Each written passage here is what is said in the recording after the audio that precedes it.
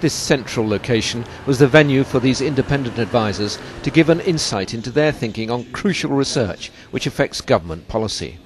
Energy policy and the promotion of biofuels was a key area where policy was running ahead of the scientific and social research available. The chief scientific advisor to the Council was fully behind a recent report for the government which highlighted concerns.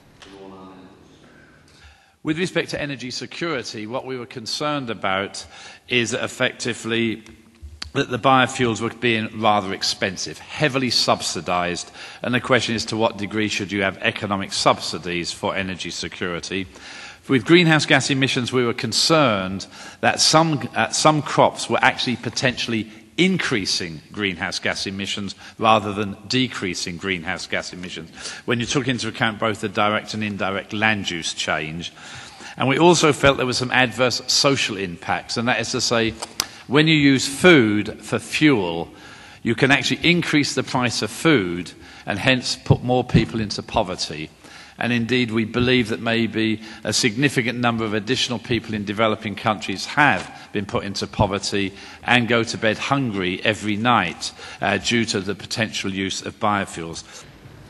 The UK government was already reviewing its biofuel policy, and he'd concluded that a new research programme was needed to look at the ways forward.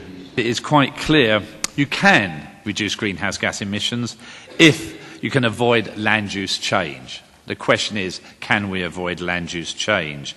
We've actually noted it's very hard to quantify this indirect land use change, and at this moment in time we cannot tell whether our biofuels policies are increasing or decreasing greenhouse gas emissions. Therefore, we need far more evidence before we aggressively move forward in a biofuels policy. It's quite clear that some biofuels are almost certainly sustainable. At the same time, it's almost certain that some are not sustainable, either economically, socially, or environmentally.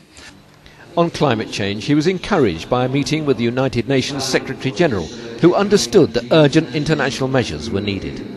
We should aim to try and limit climate change to 2 degrees Celsius. That's the UK and the European target, and I fully believe it, but it is a definite stretch target. It will need major international regulations around the world now. Not only the developed countries, but developing countries would need to reduce greenhouse gas emissions significantly in the near future. And so what I noted was that while we should aim for a 2 degrees Celsius target, we should be prepared to adapt to 4 degrees Celsius.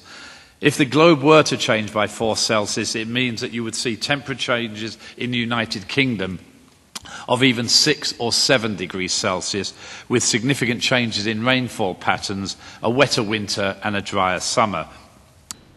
Food security was a priority for the UK government, and he was concerned that the reasons for steep price increases should be looked at. One of the key issues really is why have food prices gone up significantly in the last couple of years, and it's a combination of 6 factors. Increased demand, especially from China, and especially where it's not only increased demand for vegetables, but obviously for meat. Use of biofuels, which I've already touched upon, that have pushed up food prices. Erratic climate. We've seen major droughts in Australia, the US and other places, pushing down agricultural production. The high cost of energy, although it has come down in the last few weeks, has meant the cost of fertilizers and mechanization is high. There have been export bans from certain countries to protect their domestic markets, and there's been speculation on the commodity market. And so within the UK government, and led by DEFRA along with DFID, we are looking at the food security issues at both a national level and at a global level. These are some of the scientists who the UK government looks to for the thinking which can help guide crucial decisions on national and international policy.